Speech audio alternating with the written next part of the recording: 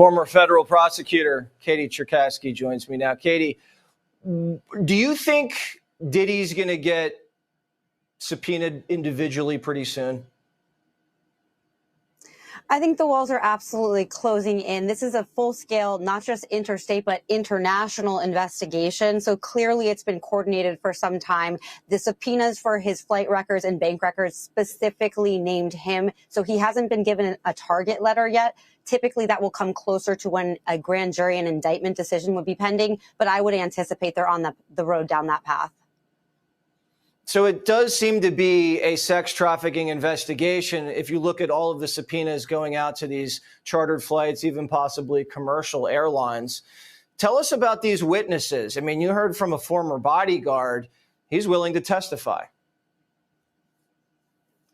Oh, absolutely. There's a lot of people in his very inner circle who have turned on him. Now, the question is whether the feds can corroborate their statements. Of course, his defense team is going to attack them for having motives to lie, making a money grab. But clearly, when you have so many people from so many different areas of his life and not necessarily any evidence of collusion between them, that starts to become a very weak defense.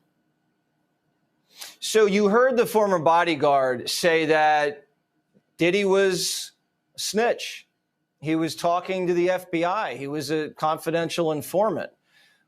Does that stack up to you when you read about all of these allegations that he was basically untouchable and had local law enforcement in his back pocket? Well, it does seem like the feds are late to this party. It seems like it's been known for a very long time what Diddy was involved in and what types of criminal allegations have been floating out there for years. So it wouldn't surprise me if he may have been used as an informant in some particular cases in the past. I don't know if that would have gotten him protection from all of these other allegations, but informants have gone down all the time. I mean, even if you're working for the cops, you're not immune from being turned on by them at some point in the future. So both can be true at the same time.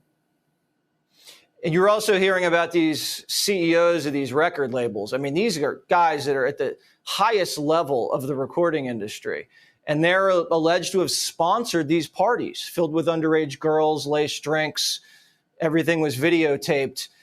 We're not hearing a lot about their names, but this has to probably be scaring the heck out of the entire music industry.